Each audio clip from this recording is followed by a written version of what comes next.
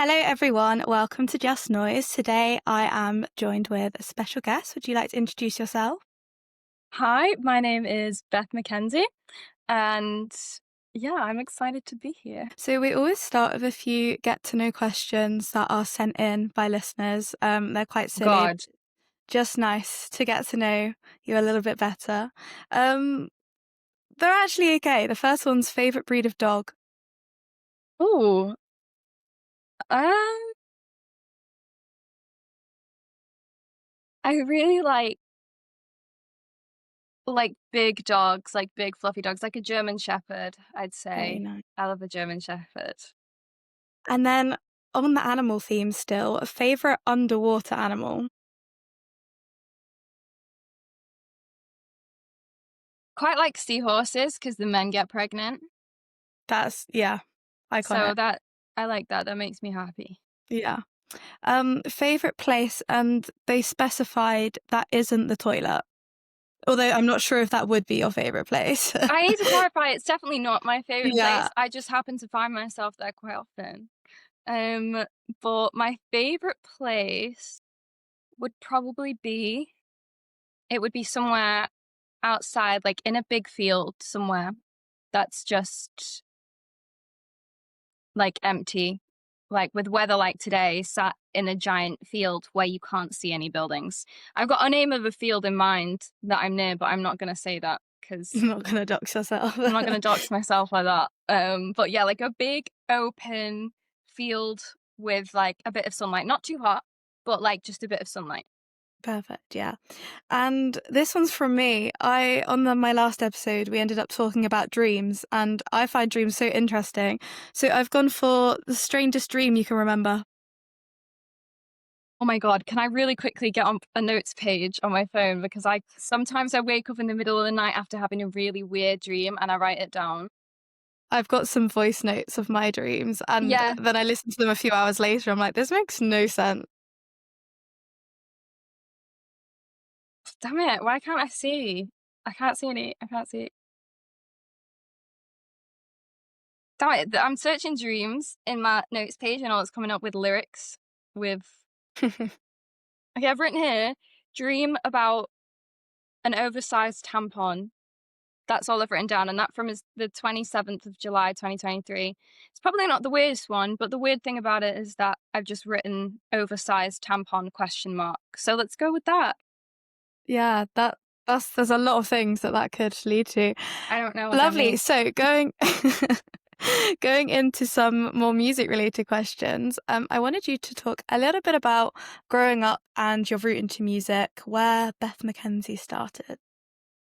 So I started in my mama's tummy, and then I was born. No, so my first kind of experience with like wanting to get involved with music, it's actually kind of weird given where I am now, but it was actually in church. When we'd go to like a Sunday service and they had like a live band and there was a flautist that played and I just thought she was the coolest person ever. And I was like, "Oh my God, I want to play the flute like her." Um so I like asked my parents for ages and ages and ages, like, "Can I get a flute? Can I learn how to play the flute?" Um and because at that age I was just like interested in everything and then giving it up after 2 weeks. So my parents were like, "Okay, like you do like some chores and like we'll like give you some money towards it." And then eventually I like saved up enough money to get this flute. And yeah, like that was the start of playing music. And I remember writing kind of harmonies to like sheet music that I had. Because I just found that really fun. And then for a while, I just played like classical music, like piano, flute was my main thing.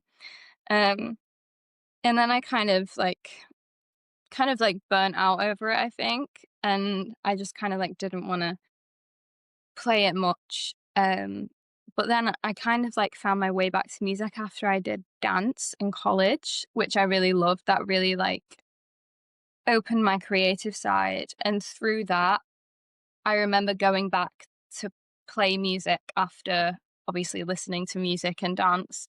And that's when I kind of started writing songs. It was a therapist's idea to write songs or poems or something, because I wasn't very good at kind of like expressing with words in the moment. So they were like, you have like somewhat a musical background, just sit and just write something. And then if you want to share it, you can share it.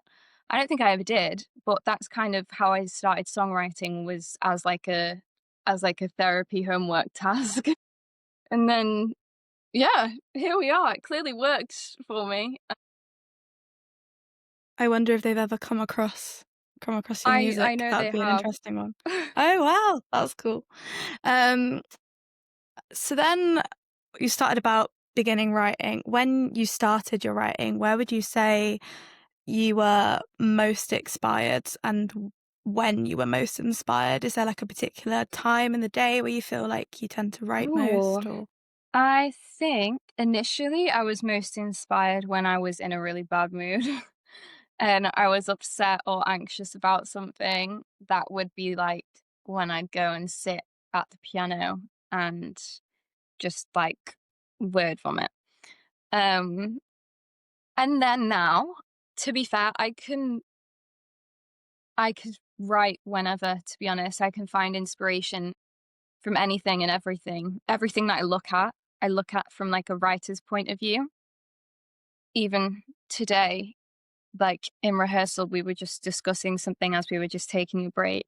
And I can't remember what they said. Someone said something that was like a really cool phrase. And I wrote it down on my phone. I was like, this makes a great basis for a song. So now it's like everything I see is somehow inspires a lyric. And I actually find the least inspiration when I sit down and go into a session where I know I have to write. That's when I'm kind of yeah. like, no, like, don't force this. But yeah, I take inspiration from pretty much everything I see, just because I think that's how my brain processes things the best when I write about them. And who would you say are some inspirations of yours, artistically, from other people? Um, so I definitely take a lot of inspiration from like the early kind of 2000s British female artists, like Paloma Faith has always been such an inspiration. I just think, when she was kind of starting out, there wasn't as much room for, I think, for what we have as starting out artists now. I think we're in quite a privileged position where we can very much follow our idea and craft, the way we want to. Not everyone, of course. I say that from a privileged place as someone who can. But I think artists like Paloma Faith and Lily Allen, who really did step outside the box in a time where the music industry was not interested in people stepping outside the box. Um, I just I take a lot from that, and also from this like style, like their style writing as well. It's just kind of crazy and a bit unhinged, especially like Lily Allen's lyrics are controversial, but she didn't, she wrote them anyway. Um, and I just find that really inspiring. And it definitely kind of sets me on that path. And are any artists that you are particularly fond of that maybe you don't seek much inspiration from, but just from an artistic Ooh, point of view, really I enjoy? like that question. Oh my God. The list is so long of like, okay, he's an artist that I would never, I think, and this is like going to be such an obvious one, but I think as a writer, I think Olivia Rodrigo is a really underrated songwriter. Obviously, she's not underrated as an artist, as a person, but from a purely from like a composition and a writing point of view. And I think her style isn't necessarily my style and what I would do, but I think she's really clever. I think she knows what she's doing. And every time I listen to a song of hers, I think, wow, like this is a masterclass in songwriting. Um, yeah. And I also love a lot of like kind of like I'm really into like the kind of K-pop sort of like really like pop stuff at the moment. Like I love Cat's Eye, I love Adele. Um and that's like stuff I would never in a million years be able to like execute. Um, but I really appreciate it, and that's I really enjoy listening to it because I think it is so far away from my world. It takes me out of like a almost like an analytic sort of dissecting songs because I'm just Yeah. enjoying it as a listener because I don't massively I mean every now and then I'll have like a brief where I'll write in a genre close to that, but it's not really what I do. So I have a lot of enjoyment listening to that kind of stuff because I know that it's like a whole new world for me. And you spoke there a little bit about writing for others. Do you want to talk a little bit about that and the difference you find between writing for a brief and for your own songwriting? Yeah, so I love talking about this. I think I really love writing for not me. I love writing for me, don't get me wrong, that's the first thing I did, and that's like I will always do that. But I think there's a certain kind of it can get quite intense writing something so personal, I think, to you when you're writing for you, because everything I write very much does come from like the deep, dark depths of my brain. And that can be really quite exhausting, rewarding, but it can be really difficult and draining. And I think then contrasting that with writing either for the other artist or writing for a TV and film brief or an ad brief, it's really great to have that contrast because you don't have like massive creative control. It's like, this is the style, this is the brief, don't swear, keep it under 3 minutes. Like, here's the instructions, this is kind of what we want to like, I want it to sound like. And then you just write and you don't have time to like think about the emotional kind of effect it has on you. You don't have to bring like your deepest thoughts out to the front to write it because you are just writing for what people tell you they want. So the contrast is what I enjoy because there's obviously pros and cons to both. Um, but I really do appreciate the break from really kind of just thinking about my own thoughts and being in kind of such like a an intense headspace to go either write for another artist who is like, okay, I want to write a song about this is what my boyfriend did, this is what my friend did, and I want to write about it. And it's like, great, tell me everything, and I'll just put it into lyrics. Or for like in TV and movie briefs are even more specific. Like they are so specific and it's like, great, like I can just have fun here because I don't have to be emotionally attacked. I don't have to market this in relation to me, which is like a huge relief, especially when, you know, so much of like being an artist is kind of tapping into your thoughts and feelings, which I love, but it is draining at times. So yeah, that was a bit of a lengthy answer, but I really love writing for TV and film specifically. That's like one of my favorite things ever. But I think the best thing about it is having the whole kind of the whole what's the word? Just the difference between the different kinds of writing. I think that's what keeps it really interesting for me. Makes sense. And then going on to your own music again. So your first song that remains on streaming platforms, shall we say, Don't Tell My Boyfriend. And talk about your release of that, because I know you had quite a lengthy release process where you were going to release it independently and then ended up releasing through a label. So do you want to talk a little bit about that Yeah. process? Yeah, so it's the first song that's not been taken down from streaming platforms. So yeah, you're right. That was a really lengthy process because I'd come out of like kind of a bad period in music with some bad experiences, kind of like towards the end of 2023. And my now producer, Andy, messaged me on Instagram in like December of 2023 and was like, I've heard some of your stuff. Like, do you want to get in the studio? Like, I'm in Manchester as well. Like, we can just chill and just like write something. And initially I was like, I'm sorry, like I don't have like any money. I don't have like the connections. I'd love to, but like I don't have anything to offer you in return. Um and Andy was, bless him, like he means the world to me because he gave me this opportunity, like out of the goodness of just who he is. And he was like, it doesn't matter. everyone should have access to like creating music. Let's just get in a studio and just do what we want to, and we'll go from there. So a couple of months later, I think it was February-ish 2024, we got into the studio and I had an idea for a song called Don't Tell My Boyfriend. And we were in there until about 11 p.m., I think, that night, because we just wrote the whole song start to finish and pretty much recorded it start to finish as well. I was like, oh my God, this is amazing. And he was like, you can have the song for practically nothing. Like release it. It's so good.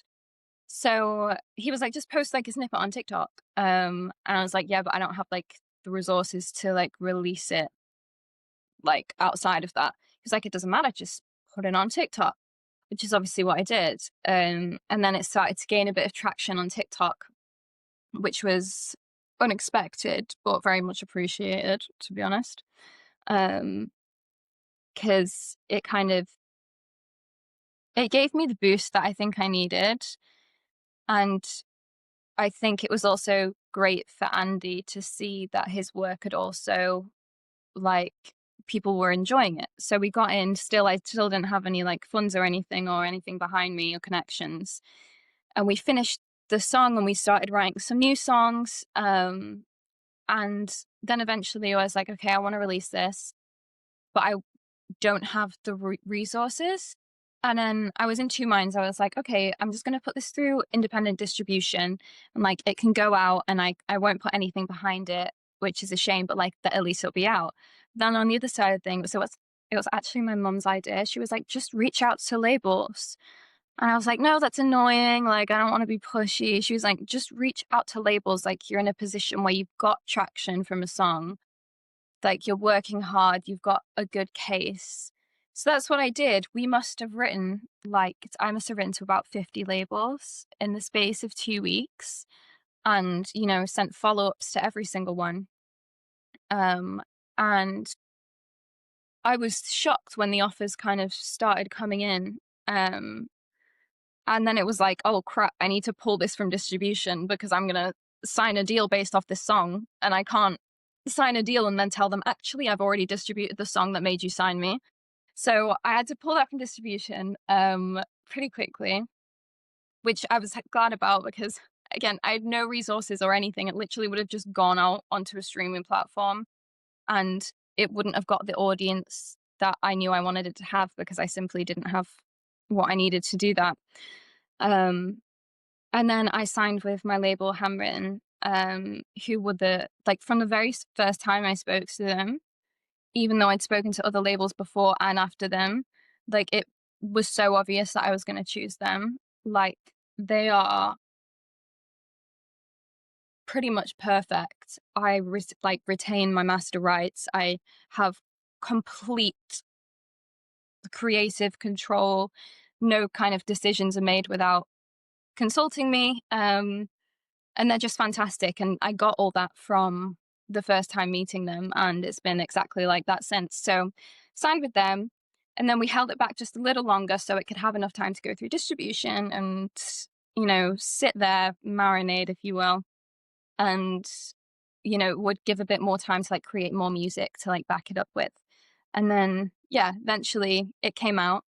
Um, and it was great. I was so excited because it got like tens of thousands of streams in the first 3 days, and I was like, "Oh my god, this is amazing." And yeah, that's kind of the story of Don't Tell My Boyfriend, but it opened so many doors for me, and I'm so grateful for it, and I'm so grateful for Andy for just kind of taking a chance on me when I didn't really have anything to offer in return, whether that's like from like an industry point of view or a financial point of view. Um, but yeah, that song I'm so lucky to have created. Lovely. And then to go into your EP, which you then released in November of last year, Does This Make Me a Bitter Woman? Do you want to talk a little bit about the themes of the EP, what inspired your artwork, and everything about it? Yes. So overall, I wanted the EP to feel strong and powerful. And I like to think that I achieved that because I do listen back to it and I do think, yeah, this is pretty hard hitting. And the kind of the title was inspired by kind of the fact that a lot of the songs on the EP were driven by pretty intense, undesirable emotions. And my question was, does me feeling all these things and viewing the world a certain way, does that make me bitter? Does that make me an unpleasant person to be around? Is it fair for us to call people, especially women, because the phrase really is, I don't think I've ever really heard like, I mean, I've heard it, but not as much like bitter man, bitter woman. Like, I feel that there's always an insult that's used to kind of describe maybe, not so pleasant emotions. So my question is, does exploring all of this in the songs and speaking about all of these things, does it make me bitter or does it just make me a human? And if it does make me bitter, is that such a bad thing? Is it a bad thing to have a reaction to things that have happened or things you've experienced? So it's kind of an open-ended kind of message. I'm kind of throwing it to the listener, like, you listen to this and then you decide if I'm bitter, and, then we'll talk. And I think the general themes were quite intense. There's a lot kind of about power abuse, trauma, societal kind of, not expectations, but the norms we kind of have. And I enjoyed raising those questions in writing because, again, they're not things that I necessarily am the most comfortable like talking about outside of writing. The artwork, I wanted that to feel really strong. I actually I actually now don't like the original artwork, but I feel like a lot of people feel like that with photos and stuff. Um, it feels really harsh, which is what I wanted at the time, so I think I checked that box pretty well. But where I'm at now, I feel like I'm in a more vulnerable, kind of less in your face kind of stage in terms of what I'm writing and what I'm sharing. And I feel like that artwork was perfect for that EP. It was strong, it was bold, it was intense. But for me now, I feel like I don't feel like that anymore. I don't know if that makes sense, but I think No, I it understand. was Yeah. era appropriate. And I say that like it wasn't 6 months ago, but it did what I wanted it to, and I loved it at the time, but I don't feel it's necessarily representative of me right now. But that's Which is why not supposed to which be. is what it's Yeah. supposed to be, which is why it's an EP Yeah. from last year. Yeah. But yeah.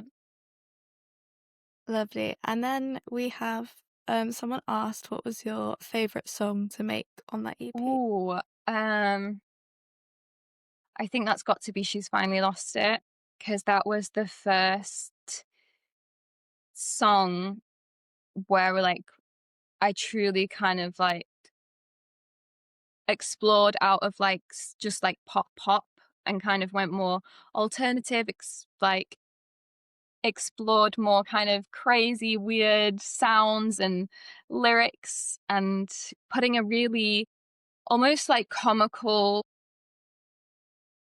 kind of glaze over a serious kinda issue, which was new to me.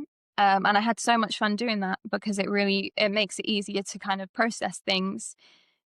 And yeah, so I think that process was completely unexpected. It just happened. And it like opened up the whole world of songwriting to me. I was like, oh my God, this is great. So I think She's Finally Lost It has to be like my favorite, that in terms of like the songwriting process. Another listener question. Very random one, God. but I think it just fits you. What animal would enjoy your EP most? You know what? You were not the first person to ask me that. You were not the first person to ask me that. and I'm gonna give the same answer that I gave whoever asked me before. The group of animals I think would really enjoy it are marsupials.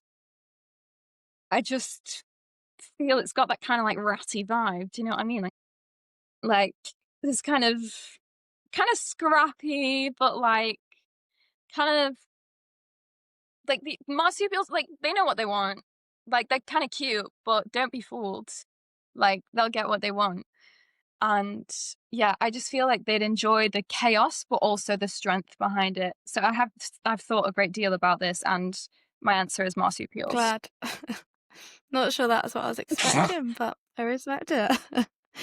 And then very exciting. So from when we're filming this, next week, the deluxe of the EP will be coming out. Yeah. So do you want to talk a little bit about both the songs that you have coming out on the deluxe of the Yes. EP? So I'm super excited to be releasing a deluxe, because I didn't really think it was an option until my label was like, "Do you have leftover tracks?" And I was like, "Yeah." And they're like, "Great, let's do a deluxe." And I was like, "Oh, Why yes," not? because like, they didn't fit in my next EP kind of narratively. And they were like, "Let's not waste them, like, put them." So I'm really excited to be doing that because I didn't even know that was an option, to be honest. But yes, track 6 is Catching the Next Train, and that's an old one. Like, I'm pretty sure that was written around the same time as Don't Tell My Boyfriend, and it's I kept saying I was never gonna release it, uh, For the longest time. for the longest time, for, like, well over a year, and it's like, "Oh, actually, I'm gonna release it."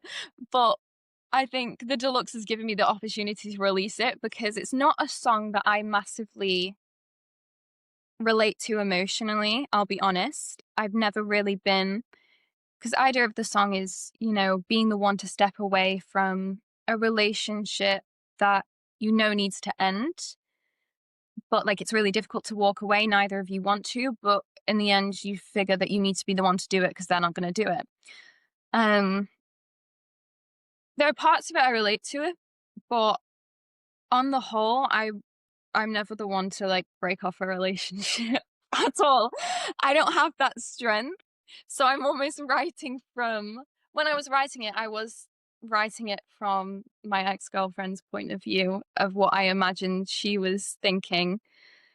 Um, Lord knows if that's what she was actually thinking or whether she was just like, "Okay, I'm so happy to be rid of this bitch, so, like, this is not hard at all, like, I'm leaving." But that was the kind of the way I wrote it from, and I think it resonated with a lot of people online, and people since it's been written, people have been like, "Oh, when are you releasing Catching the Next Train?" And I was like, "Mm."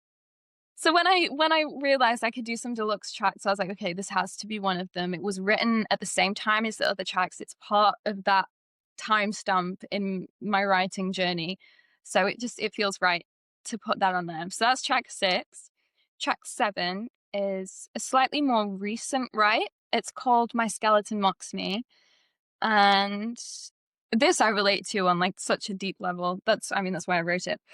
Um, but it's a bit more complex in terms of theme. And I feel like, some people might listen to it and not necessarily quite like relate to it, which obviously can't relate to everyone. Um, but it's about how trauma and bad memories are stored in the body. And I mean that in a physical and emotional sense. Like emotionally, the more you try to push out something traumatic or difficult, it just comes bouncing back. And, at 10 times the power sometimes. And, it never really leaves your body. You can dampen it, you can push it down, but your body remembers it. And also in a physical sense, like storing kind of trauma, people who suffer from like PTSD often get a lot of physical illnesses as well as a result of just storing all of this inside them. So it's kind of just speaking about that and acknowledging how difficult it can be, but also trying to put a productive kind of spin on it, saying like, this is shit, but it doesn't have to continue to be like this. And if I let it continue to kind of eat me alive and ignore it, it's only gonna kind of eat me alive, like for the rest of God knows how long. So that's kind of what that track's about. I really like that track. It's really simple compared to a lot of the other tracks I've done, thinking of like production wise. But it's definitely one for people I think who want to listen to the maybe not the so pop tracks, and just listen to something that they might be able to pull something out of to kind of comfort themselves. That's my hope, at least. No, people may not like it. We will see. If they don't like it, then no harm, no foul, right? I like it, so. Is that something you think about when you're writing? So I think a lot of your songs might come from topics that aren't necessarily presented much within songwriting in the industry. So do you think that's something you consider when writing about how, people are relating to your songs? I think I was actually talking to my mum about this in the car yesterday. Um, and I think this time last year, I was very much thinking about how is this going to be received? How are people going to relate to it? Are people going to relate to it from a market marketability point of view? What can be pulled out here? What can go in the press release? What is going to pack a punch? And that was very much something that was on my mind. But in the last 6 months, I feel like I've had a real switch, and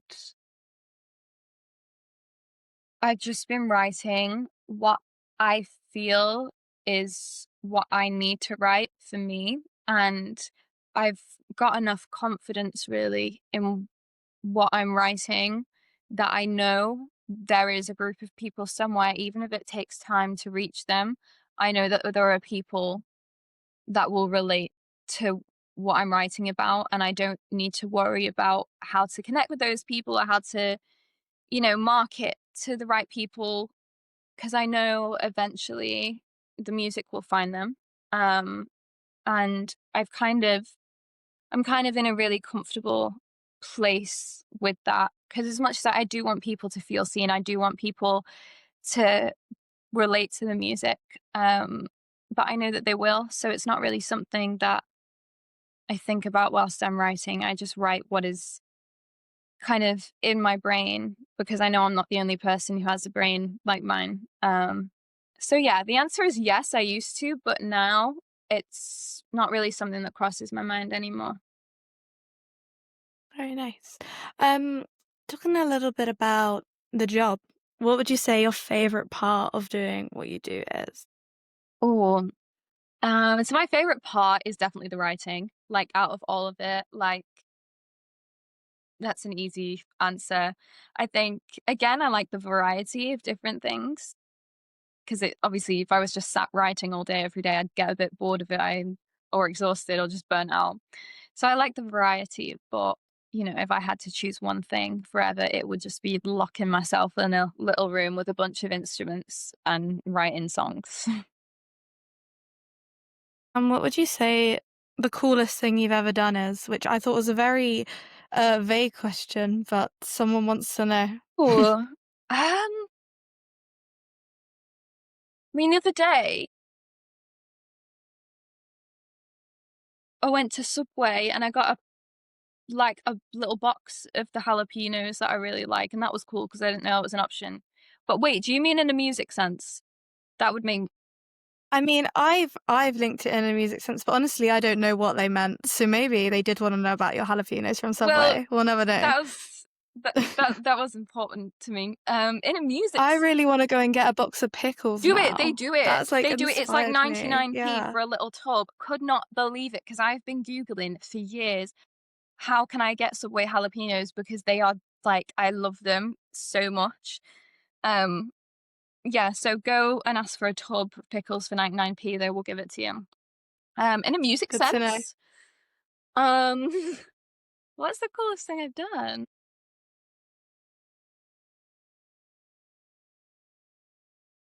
Uh, I feel like I don't know, I've done cool stuff, but I feel like it's all cool. Like, I just like all of it.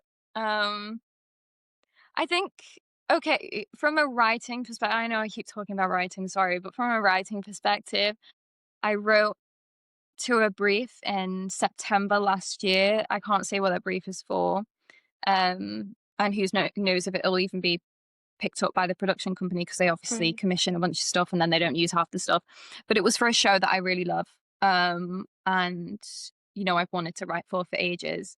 And when I got there and they were like, your brief is for this production, like, and I was like, oh my God, this is great. So even if it doesn't ever get placed, the fact that I was able to do that and I was paid to do that, that I just found super Very cool. cool. Do you think, I mean, from the way you're speaking about it, it sounds like because it was something you're interested, you were almost more excited, but do you get more nervous about working on things that you maybe feel more passionate about? That's such a good question. Um, I actually feel like when it comes to writing, I don't get nervous anymore, which is weird because it means so much to me. But I think I'm lucky to be at a point where I've been doing this for a couple of years and I am quite confident in my writing ability, which allows me to just enjoy it without the stress, without the nerves. And I think I think that's a real privilege. But I get nervous for my artist stuff, um, because it is so personal and because I don't know how it's gonna feel from my perspective of having things out. So that's where the nerves come in. But in terms of writing, I don't really feel nerves there. Lovely. And then back onto when I ask favorites, I feel like I always have to do the opposite. I don't want to say least favorites, so I word it struggles. So struggles of what you do, whether that be industry struggles or a struggle personal to you, however you want to take that. These are some really good questions. Yeah, I'm a big fan of this. Think I mean, obviously there are struggles. If anyone says they haven't got any struggles, they're lying. I think from an industry kind of pure like work perspective, taking kind of me personally out of it, I mean, it's no secret that the music industry is fucking horrible, if I'm honest. Like, there's some great people, but there's some really horrible people as well who will, take advantage of you down until the very last penny you have.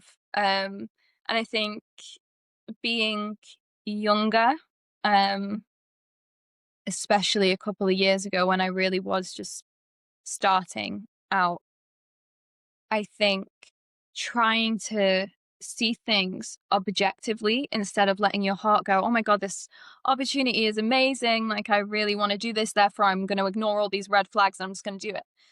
Um, like taking a step back and being like, this is a great opportunity, but this also isn't safe. This also isn't healthy. So I'm going to have to turn down this opportunity. I think I found that really, really difficult setting those boundaries and kind of removing myself from circles where there were people who I knew were not going to be a good influence on me and people who I knew didn't have my best interests at heart. I think that is something that I really found difficult. I think, again, I'm lucky enough now to kind of be quite comfortable and confident in kind of where I sit among people in the industry. I don't have everything figured out, but I find it a lot easier to kind of pinpoint situations that I know aren't good for me and people who I know don't have my best interests at heart. So that was definitely a huge struggle. I think my biggest struggle now, honestly, is just honestly, I think my health and just balancing that with everything that I want to do. Because, there's part of me that I would love to be able to like work all day, every day, do everything, go everywhere, do endless live, endless writing, endless everything. But and I'm quite open about the things that I struggle with, and I think they take over a good portion of my life, especially this year. So it's just trying to keep the balance, but also kind of prioritize health. That's what I find quite difficult, and trying to, and lots of people are very, very understanding. The people that I surround myself with are very understanding. My label, Andy, everyone I work with.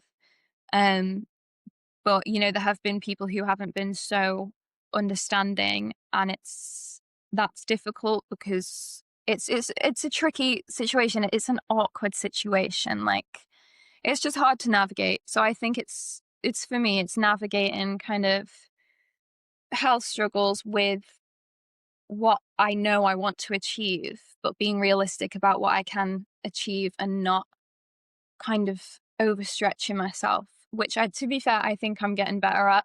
Because I'm not really rushing releases. I'm not rushing anything, which also in turn means that the stuff I'm creating now is 10 times better because it is just taking the time it needs.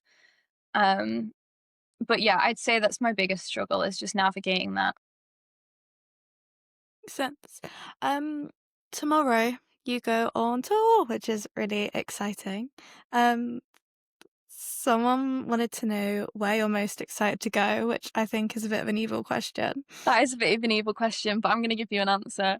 I'm really excited for Leeds. I think it's obviously the closest to home.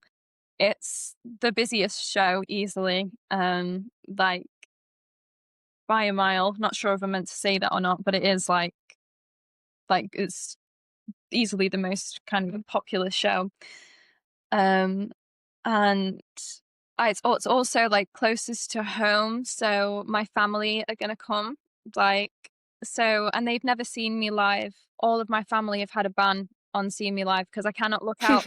I just can't look out into the audience and see my parents. Like, it freaks me out.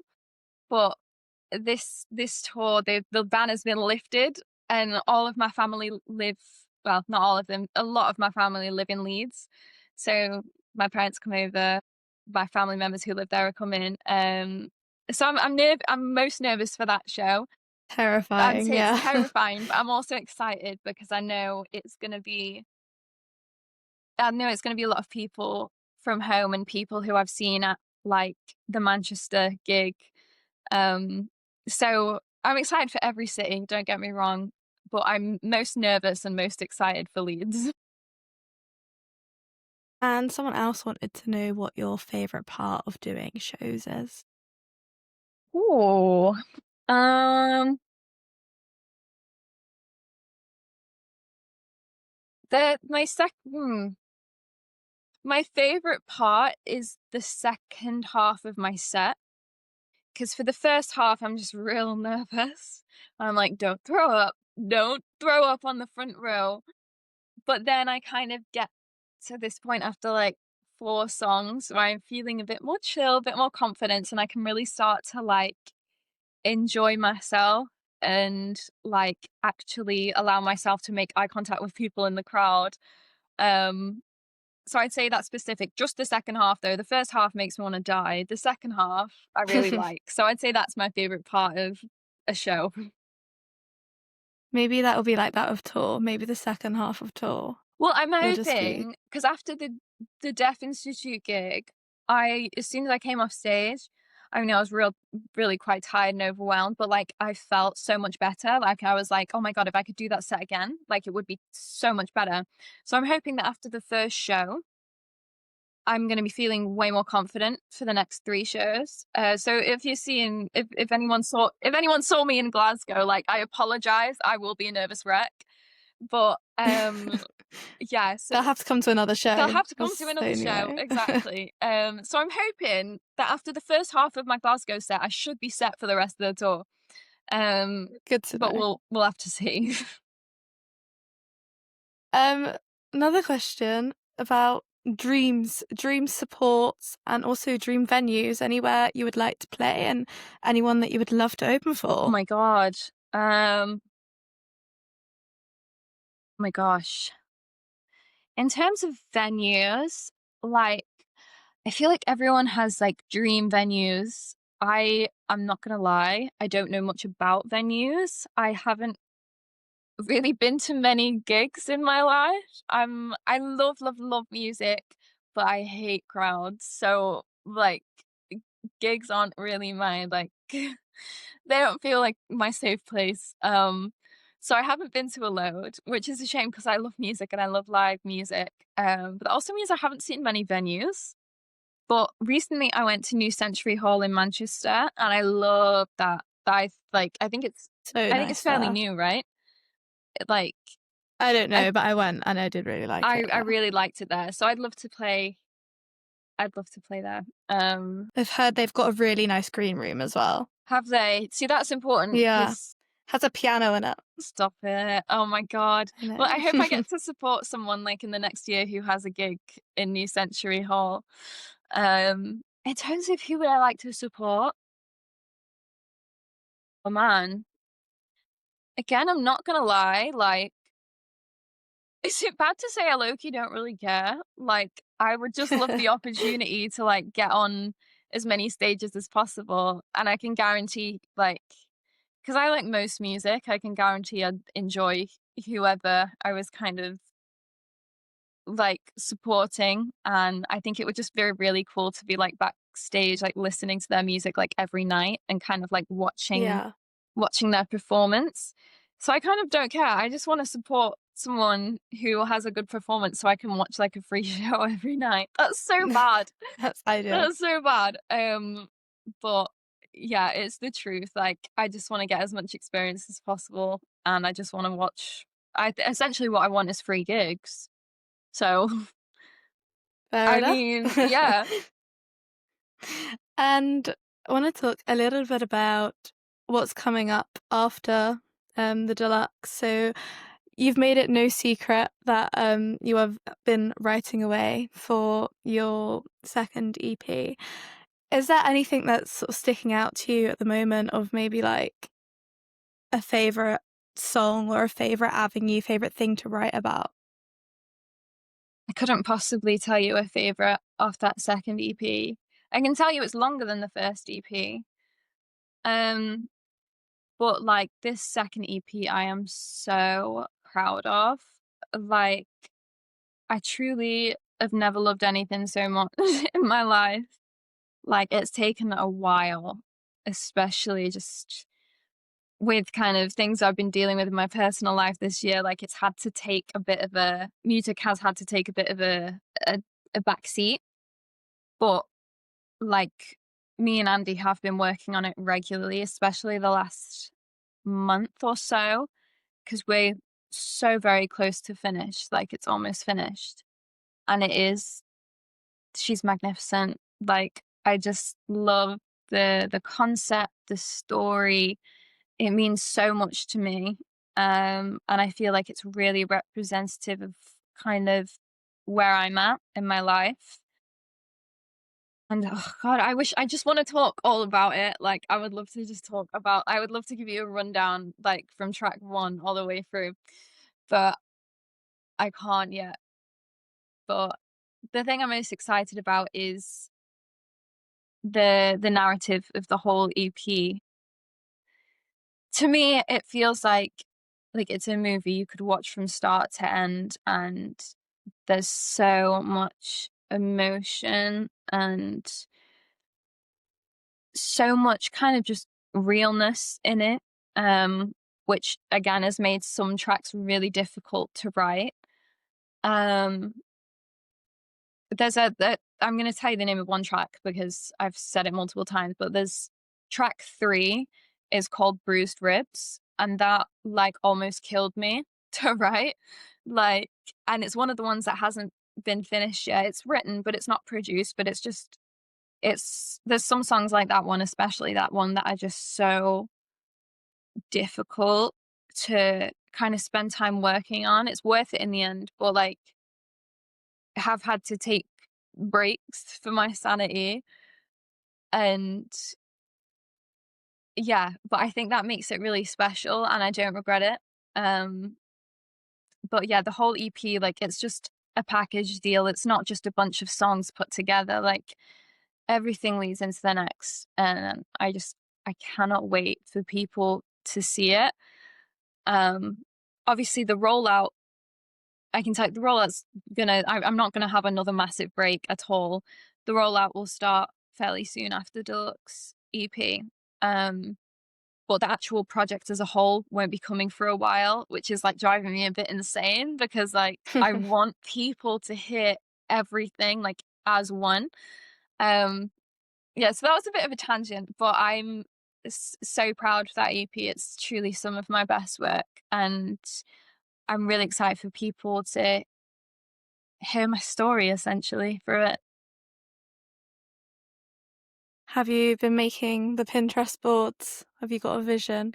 But yeah, She knows this. we have so many Pinterest boards for like we have like separate ones for like lyrics, for instrumental, for like visuals. Like my entire Pinterest is just private boards, like song names or the EP as a whole. Like it's just constant. Yeah. All the secrets hidden in the Pinterest. Yeah. And someone asked about filming the music video, which obviously Oh my in god, yeah. February, I think we obviously all got together to film a That music was so video. fun. Um, do you want to talk a little bit about that and maybe any future plans you have So for filming? that video is coming out. It's coming out with the deluxe release. Oh, it's obviously meant to come out a lot sooner. But as I mentioned, everything's just had to take a bit of a backseat this year. But that was so fun. I can't remember why or when I was like, oh my god, let's have people in it. I think why did I think that? Because there was a specific time where it was like a light bulb Probably moment. had a dream. I was like, probably. It was like I remember having a thought and then being so fixated on that thought, and I was like, other people would suggest other things, and I'd be like, no, this is what I want. Like, Mm. I want I want these people in it. I want people who've heard the song and like the song to be in it. Um, so then we did it, and that was such a fun day. Like, yeah, that was crazy. I've got like even all like the behind the scenes footage is just chaos. Um, so I can't wait for people to see that. But I'm definitely doing that again, 100%, because it was just fun, and I would much rather have people who know and understand and enjoy the song be part of the team creating it than people who aren't necessarily like, that into it. So it seems Yeah. like a no-brainer to have some of you in it. I'm so glad you're in it because that was our first and only time meeting. Um, That was that was crazy. crazy. I trekked across the I can't country. believe that. I'm so glad you did though. Yeah, Um, it was great it fun. was really fun. So I can't wait for people to see that. I'm gonna be so honest, I still haven't finished editing it, but what I've edited, it looks really good. And then all the behind the scenes footage is really fun as well. It's just like captured the whole day of chaos. But yes, that video is coming out and it's easily the most fun I've had on a shoot, without a Yeah. I doubt. was gonna say, I feel like you can't really end up hating something when No, you had that much fun even filming it. So it's probably a good choice artistic yeah, wise. even if people watch it and they're like, "This is kind of shit," I'm gonna be like, "I don't care. Like, I like it. This was fun to film. This is my favorite video. Yeah. Easily my favorite to film. So yeah, Thank you so much for joining me. thank you for having If me. anyone would like to listen to Beth's music, Beth McKenzie on all streaming platforms Mhm. and can be found on socials at I am Beth McKenzie. Um, I, who knows what she'll post? How do I know that? But yeah, Yeah, thank you so much for joining thank me. you. Enter my social media at your own risk. And yeah, I take no responsibility for anything that you feel afterwards. But thank you so much for having me on. I think you're incredible. And it's a privilege to be part of your journey. So thank you. Thank you.